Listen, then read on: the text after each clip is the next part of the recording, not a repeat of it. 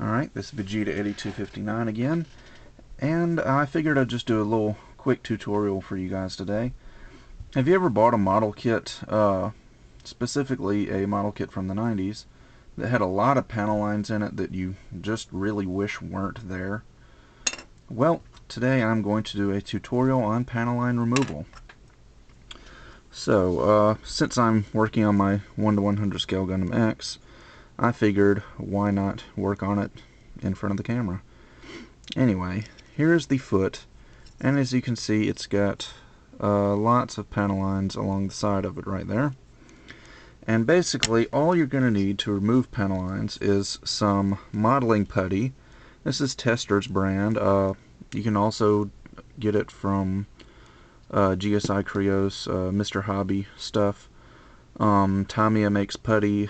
Just about every modeling company makes putty, so it's not really hard to find. And I think this tube was like $1.50, $2, something like that. It's not really all that expensive. So you're also going to need some sandpaper. I've got 3 different grits. I've got a really rough grit, and then I've got kind of a medium grit, and then I've got my really fine grit sanding sponge. And if you want, you might want to use some of these sanding sticks that I showed in an early video. I'm not really going to need them for this guy, but you know, not everything's shaped like a foot, and you might have some little places you'll need to get in close, tight spots. Anyway, to start out, we're just going to be filling these panel lines with putty. Some people like to thin their putty. This putty's alcohol soluble. Not sure about other brands of putty. I'm sure they're soluble with something. But I tend to just use the putty straight out of the tube. And yeah, I don't know. I just have better results when the putty is thick rather than thin. So basically the way I fill in panel lines is I just put the nozzle straight on the panel line, squeeze just enough to get some of the putty out, and go right along the panel line. And just make sure that nozzle is flat against the plastic so that the putty is getting down in there.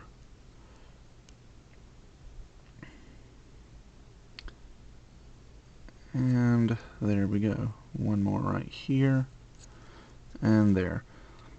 Now again, some people, different people use putty differently.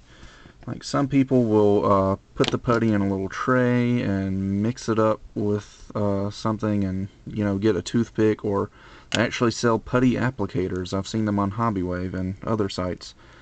And then scoop the putty up and apply it with that. It just seems much more simple to me just to apply it straight from the tube.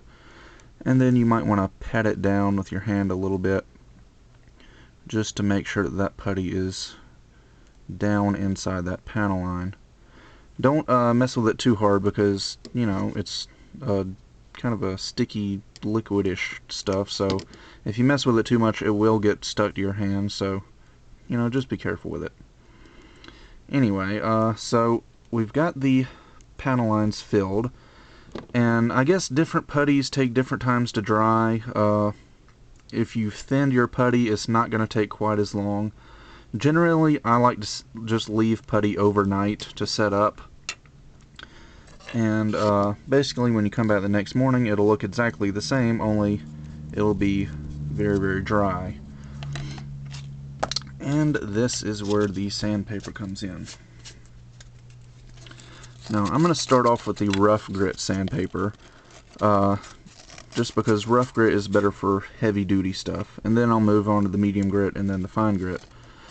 One thing I do want to caution you about when sanding the putty off is don't sand too hard, or else you're just going to take off all the putty. And it doesn't seem like you could take the putty out of the panel lines, but you can if you sand too hard. So, sand, use pressure, but don't use too much pressure.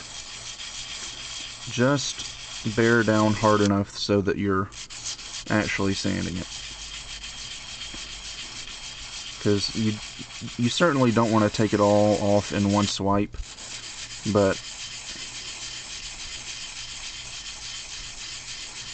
and you'll notice that I'm sanding in a circular pattern. That really doesn't affect the putty too much. Really, that's more for the plastic, just so I don't have a bunch of streaks going across the plastic from the sandpaper.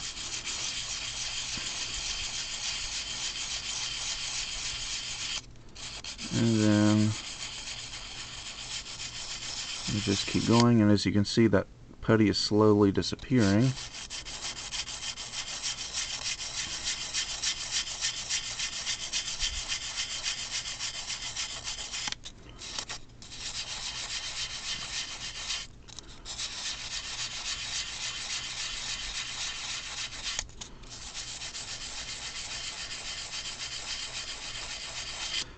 And then once you get it to a certain point, about like this, you can switch over to your medium grit sandpaper. Because what that's going to do is it's just going to give you a smoother finish, so that the plastic and the putty itself really aren't nearly as scratched up from that rough grit sandpaper.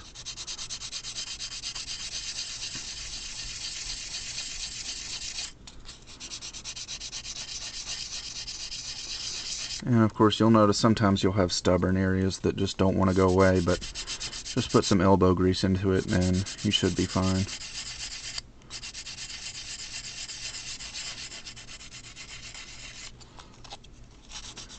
Alright, I think that about does it.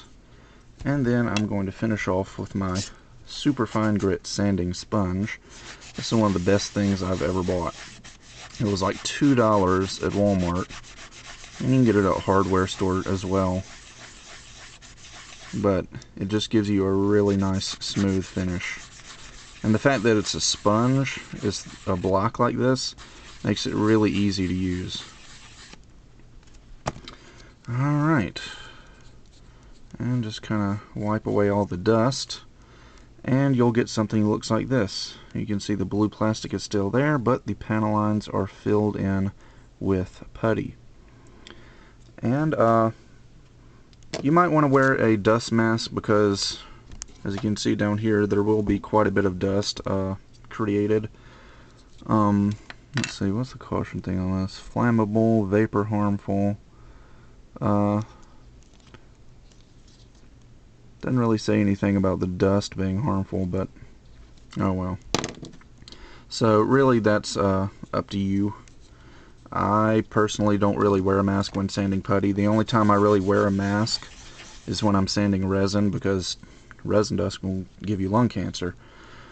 So anyway, so now that we've got this sanded, we can spray it with a coat of primer and get something that looks about like this. Now sometimes you may notice that there will still be faint panel lines left even after you spray the primer on.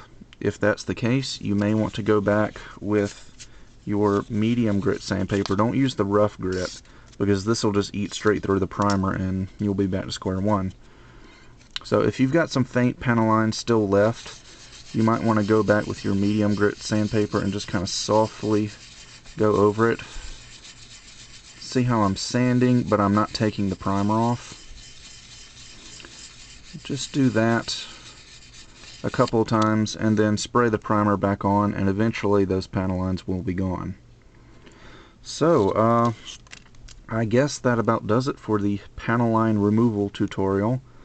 I hope you didn't get nauseous from watching the video from a big blurry vision of this going on the whole time, but hopefully that was helpful to some of you.